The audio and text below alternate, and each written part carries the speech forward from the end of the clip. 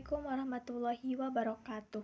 Perkenalkan, nama saya Wina Aulia Salsabila dengan NIM 202401000021 dari kelas SD 24C.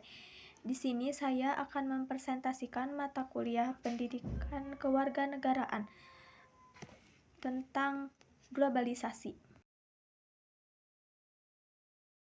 Baik, yang pertama ada pengertian.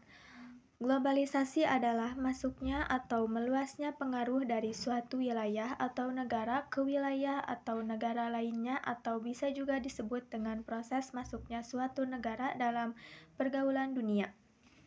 Pengertian globalisasi menurut para ahli.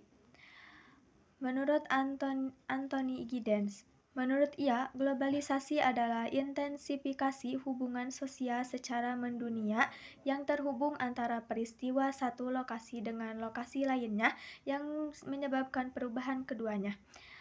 Yang kedua ada menurut Selo Sumarjan.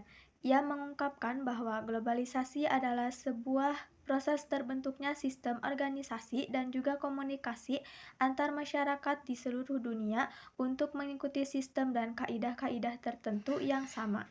Selanjutnya ada proses globalisasi. Globalisasi dimulai ketika meningkatnya perdagangan di antara bangsa-bangsa yang didasarkan pada institusi-institusi yang stabil yang memungkinkan individu-individu dari perusahaan-perusahaan di berbagai negara saling menukarkan barang-barang kebutuhan dengan friksi yang minimal. Selanjutnya ada tanda-tanda globalisasi. Yang pertama, meningkatnya perdagangan internasional. Yang kedua, meningkatnya aliran dana internasional termasuk investasi. Yang ketiga, semakin besar mengalirnya dana yang melampaui batas negara. Yang keempat, pertukaran kultur yang semakin besar, misalnya melalui ekspor film-film Hollywood dan Bollywood. Ada faktor penyebab globalisasi. Yang pertama, perkembangan teknologi informasi dan transportasi. Peran dari teknologi informasi dan transportasi ini sangat besar dalam proses globalisasi di dunia. Kemajuan teknologi membuat kegiatan transaksi jual beli antar negara menjadi lebih mudah.